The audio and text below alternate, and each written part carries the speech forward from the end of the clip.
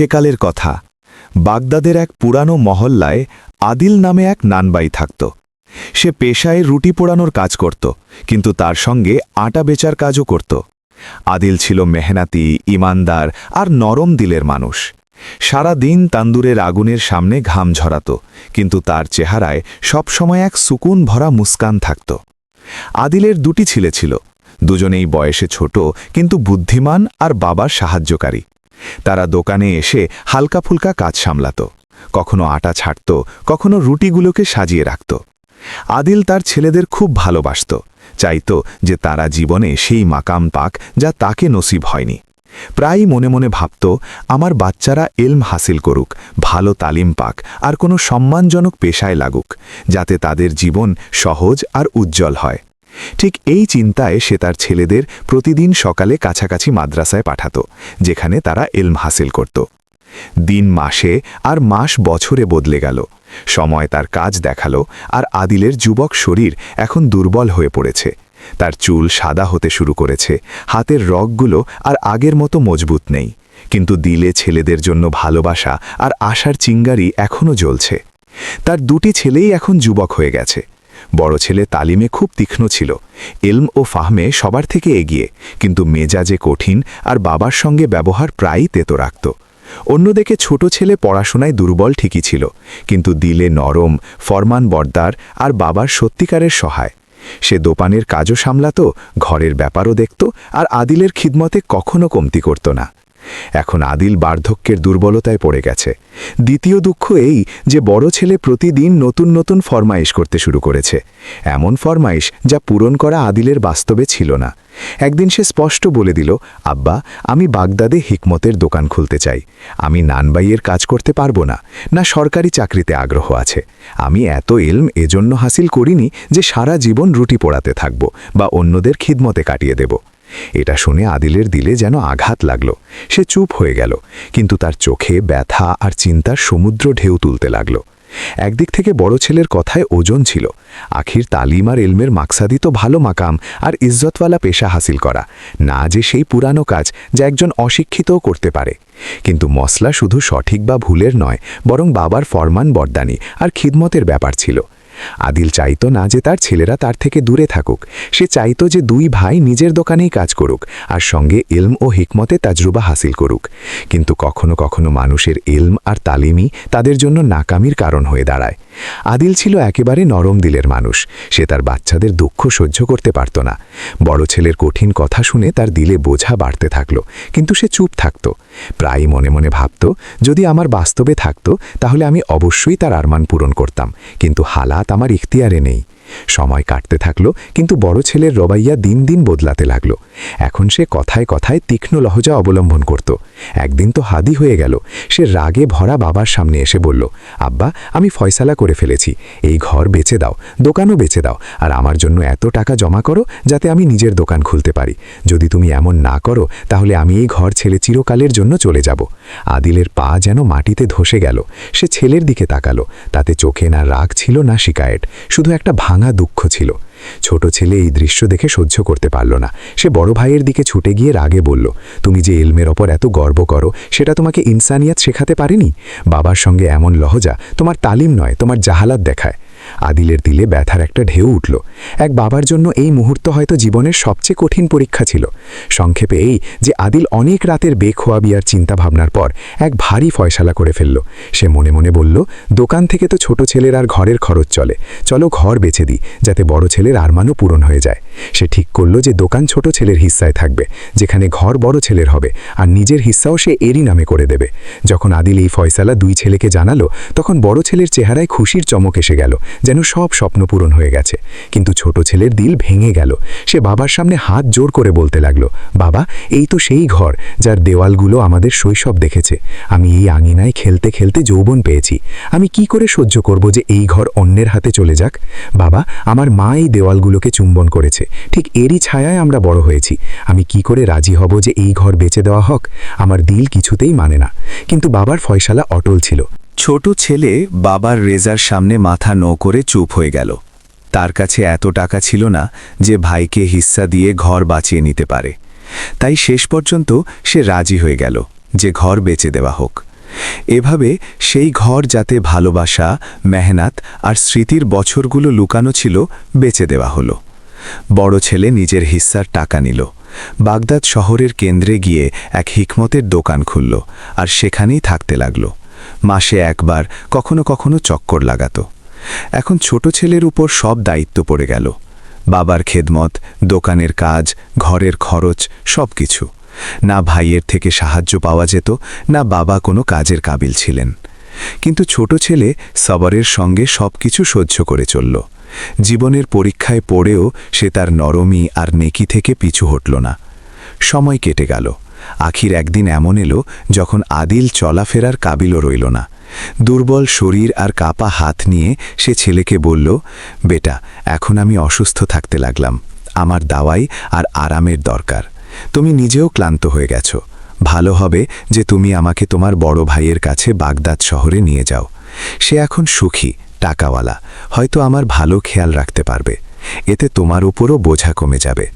এটা শুনে ছোট ছেলের চোখে জল এসে গেল। তার অনুমান ছিল না যে এই ফয়সালা আগামী দিনগুলোর গল্পের দিক বদলে দেবে। ছোট ছেলের গায়রত এটা গ্রহণ করল না যে বাবাকে অন্যের রহমকরমে ছেড়ে দেবে।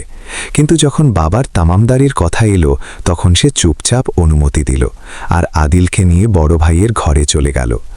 বড় ছেলে এখন শহরে থাকত, যেখানে সে দোকানের সঙ্গে এক ভাড়ার মাকানও নিয়েছিল। পৌঁছানোর পর সে বাহ্যিকভাবে খুশি হল, কিন্তু কিছুক্ষণ পরেই তঞ্জের তীর ছুটতে লাগল। সে ছোট ভাইকে বলল, এখন তোমার থেকে না কাজ হয় না কামাতে পারো, উপর থেকে আব্বার খেদমতো আমার উপর এসে পড়ল। হাকিমদের চিকিৎসা, দাওয়াই, খরচ সব আমার কাঁধে।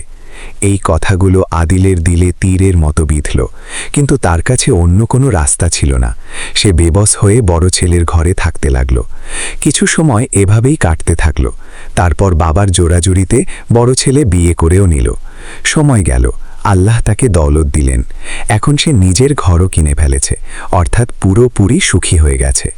একদিন আদিল নরমভাবে বলল, বেটা, তোমার উপর এখন আল্লাহের বড় করম। আমার দিল চায় যে তুমি তোমার ছোট ভাইকেও নিজের কাছে ডেকে নাও। সে দোকানে তোমার সঙ্গে কাজ করবে, কিছু শিখবে আর তার জীবনও সহজ হয়ে যাবে। তারও পুরোপুরি সুখী থাকার হক আছে। কিন্তু বড় ছেলে টালবাহানা করে কাজ সারল, বাহানা বানাতে থাকল, কথা বদলে দিত।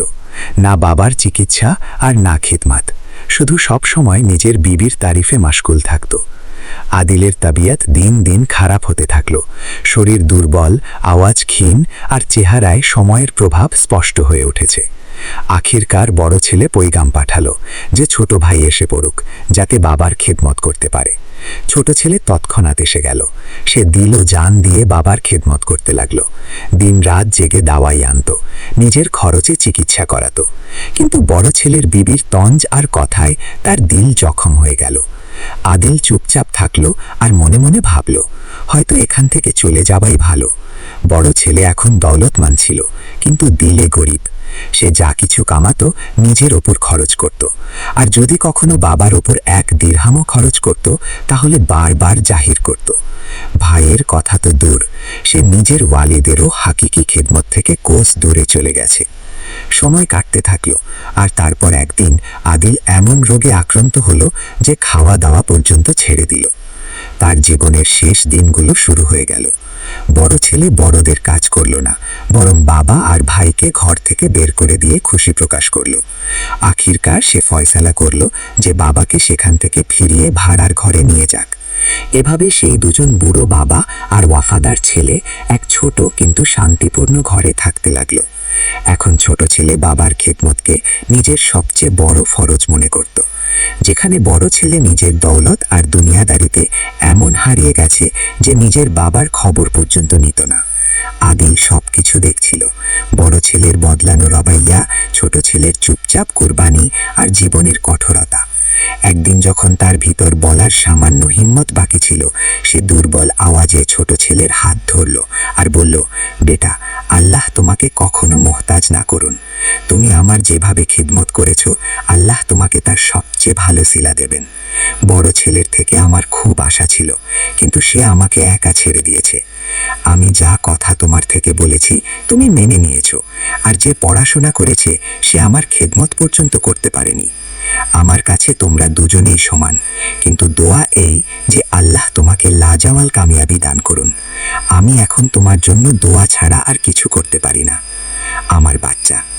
এটা শুনে ছোট ছেলের দিলে এক ঝড় উঠল। সে চুপচাপ বসেছিল, কিন্তু চোখ থেকে অশ্রু গড়িয়ে পড়ছিল। একদিকে গরিবীর বোঝা, অন্যদিকে বাবার খারাপ হতে থাকা হালাত।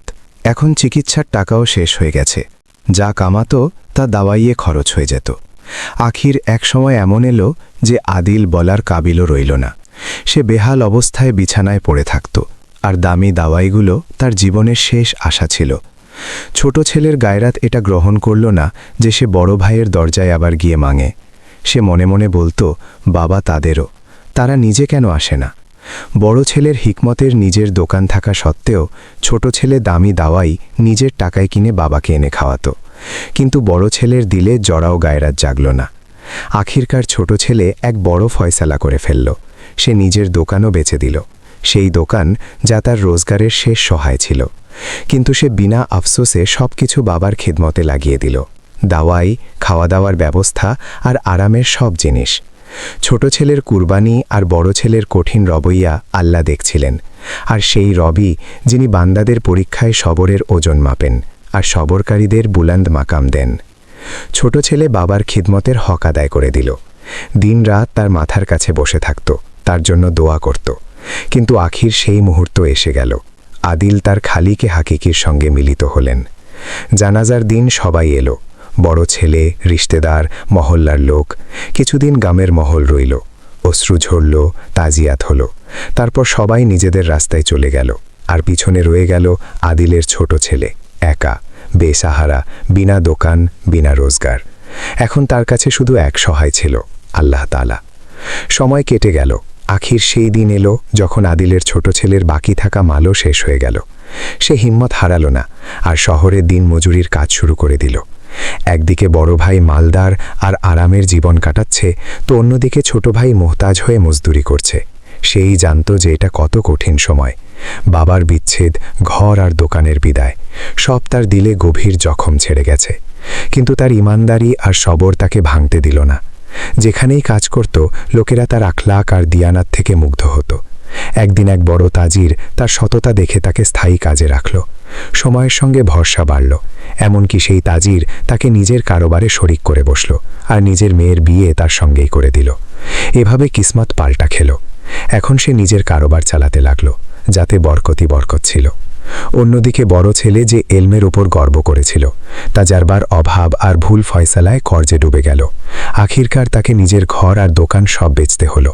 যখন সে শহরে মজদুরি করতে দেখা গেল, তখন ছোট ভাই তাকে দেখে অবাক হয়ে চোখ ভিজে গেল। সে এগিয়ে গিয়ে ভাইকে নিজের সঙ্গে রাখল, তাকে কাজ শেখালো আর ইজ্জত ও এতমাদের সঙ্গে কারোবারে শরিক করল। সময় কাটতে থাকলো, আর সেই ছোট ভাই যে কখনো এক এক সিক্কার মোহতাজ ছিল, বাগদাদের নামকরা তাজির হয়ে গেল। সে সেই পুরানো ঘর আবার কিনল, নানের দোকান আবার আবাদ করল, আর নিজের ভাইয়ের জন্য নতুন ঘর বানালো। এভাবে সবর, খিদমাত আর সততা তাকে সেই মাকাম দিল যা এলমার গর্ব থেকে সম্ভব ছিল না। তো বন্ধুরা, আদিলের ছোট ছেলে সবর, ইমান আর খিদমতের সিলা দুনিয়াতেও পেল, আর নিশ্চয়ই আখিরাতেও তার বড় আজর পাবে। সে নিজের জীবন মুশকিলে কাটিয়েছে, কিন্তু কখনো শেকায়াত করেনি।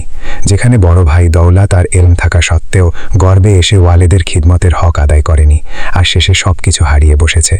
এই গল্প আমাদের এই শিক্ষাই দেয় যে মা বাবার খিদমতে আসল কামিয়াবি আছে। যে তাদের পায়ের তলায় জান্নাত খোঁজে, আল্লাহ তাকে দুনিয়াতেও সরখরু করে। সবর আজমায়েশের চাবিকাঠি, আর আল্লাহর ফয়সালা সবসময় ইনসাফের উপর ভিত্তি করে হয়। চাই দেরিতে হোক, কিন্তু হয় অবশ্যই। আদিলের ছোট ছেলের কাছে তালিম কম ছিল, কিন্তু এখলাস বেশি, আর ঠিক সেই এখলাস আর সবর তাকে বাগদাদের নামকরা তাজির বানিয়ে দিল। অন্যদিকে বড় ছেলে নিজের অহংকার আর গর্বের বোঝায় চাপা পড়ে গেল। এটা আমাদের শেখায় যে তাখত তাদেরই পাওয়া যায় যারা খিদমত, সবর আর আজিজিকে অবলম্বন করে। যেখানে গর্বকারীদের পরিণাম সবসময় জাওয়াল হয়। তো প্যারে বন্ধুরা, যদি তোমাদের এই গল্প ভালো লেগে থাকে, তাহলে আমাদের চ্যানেল সাবস্ক্রাইব করে ঘন্টি অবশ্যই বাজিয়ে দিও, আর আমাদের ভিডিওগুলো তোমাদের বন্ধুদের সঙ্গে শেয়ার করো। নিজের খেয়াল আর রায় কমেন্টে লিখে দিও। তোমাদের রায় আমাদের জন্য খুব গুরুত্বপূর্ণ। তোমাদের সাহায্যের জন্য অনেক অনেক শুকরিয়া।